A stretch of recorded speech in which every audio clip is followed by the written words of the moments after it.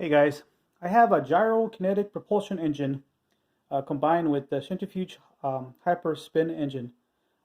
This inventions are mine. I've actually came up with it uh, trying to figure out how to create more energy, but accidentally one of the videos I did. And anyway, the way it works, it spins this way, and whether it be a bar going this way or circular motion or a gyro. Anyway, the motion is going this way. Now you have a weight of 1 ton. It could be any type of weight itself. It could be less, it could be more. Doesn't matter. And it's got several engines that make it rotate to higher RPMs and also higher G-forces. And they're in a series combined, each one on top of the other engine to make it spin faster and faster. So the top one's always going to spin faster than the bottom engine. Even thought they all spin at the same velocity, the top one's always going to move faster than the bottom one. So this one, 3,500 in this case, 3,500 RPMs, and so it's each one of these engines is spinning in theory 3,500 RPMs or more. It doesn't matter. RPMs can move. You can make these spin faster or slower. For these videos, we want to say it spins at velocity, and also the G-forces for this video. It's not specific because the G-forces can also spin higher or less. But anyway, each engine is spinning at 3,500 RPMs. And for this video, we have 8 engines. So if this is 8 engines, and each one spinning at 3,500 RPMs, so you multiply 8 engines by 3,500 RPMs, and you get 28,000 RPMs at the top, right here. So this weight is spinning at total number of 28,000 RPMs combined. Okay, that's just the RPMs. Now the G-forces, that's different. Well, actually it's the same. Each engine is spinning at 2,058 Gs, and it's accumulative, like the same principle as the RPMs. The engine on top is always going to have more spinning faster G-forces than the one at the bottom. Even though they're all spinning at the same velocity, the top one always going to spin and have more G's than the one at the bottom. So each engine is spinning 2,058 G's multiplied by 8, and that equals 16,464 G's. Now, if this is 1 ton object right here, mass, so 1 ton mass, we want to increase that weight. So let's say that increase 1 ton. So if it's Earth's gravity is 1 G, the same as Earth's gravity, and you want to, let's say you have 2 G's, and so you multiply 1 ton by 2 G's, that equals 2 tons. So now that we know that, we have 1 ton, multiply it by the final number of G's, which is 16,464 G's. You make that 1 ton object instantly into 16,464 tons.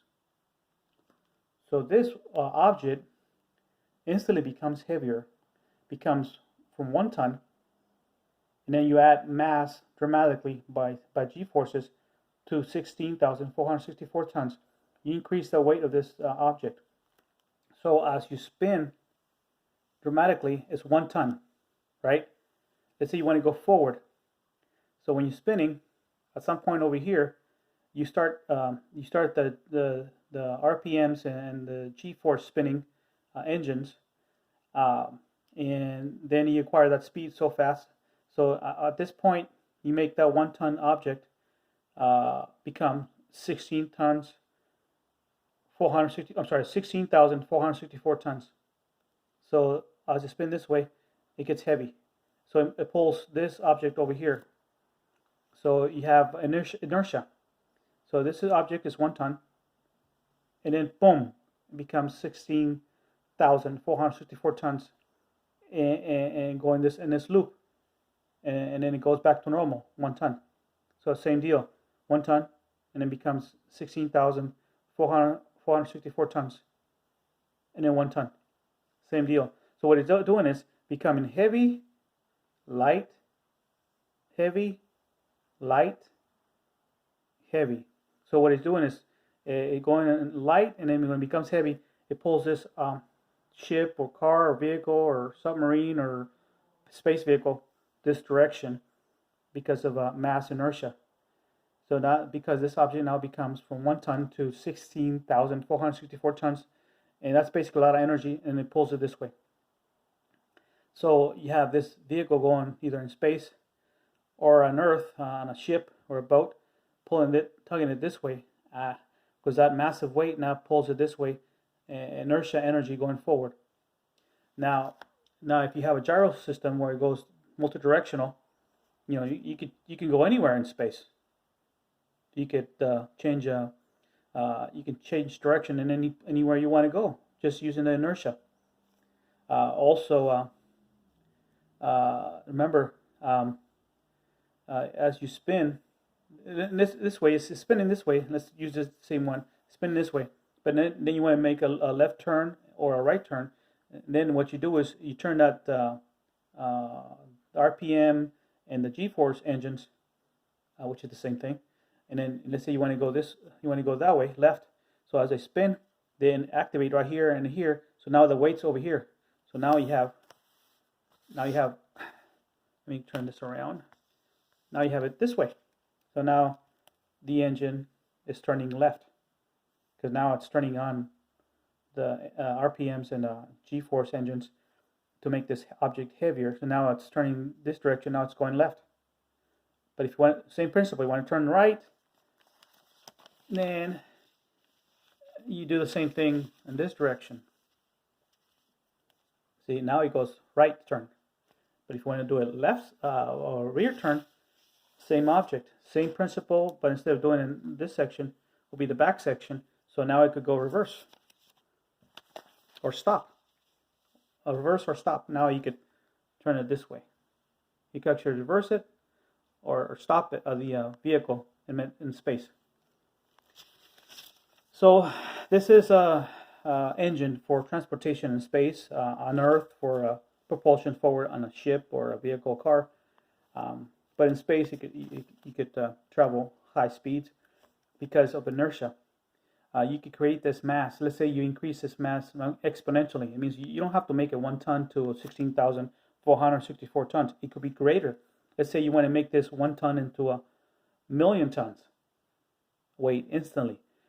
So now you have more velocity, more propulsion, because you make this object increase in dramatic weight to exponentially. So you make that 1 ton into 1,000,000 tons. So in a space, small space vehicle, you can increase that the weight massively by inertia in space. Now you have a space vehicle able to transport itself high speeds in space, because now you have a shooting vehicle, all because of this inertia gyro kinetic propulsion engine that uses centrifuge hyperspin engines, which basically what it means that one engine on top of the other in series. It could be multiple hundreds of thousands of engines or several engines, and each one spins a certain velocity, and the one on top of it spins faster, and the one on top of it spins faster, even though they may spin at the same velocity all together. But the top one's always going to spin faster than the bottom one, making it more RPMs on top, always, and making it more G-forces on top, and making the final object at the end increase in mass at will, instantly, and use that as transportation purposes. So this is a new engine for transportation worldwide, especially for space vehicles. Now we can get away from rockets, fuels, and all that stuff, the nonsense that just uses fuel for no reason. Now we can use inertia to travel space beyond our solar system.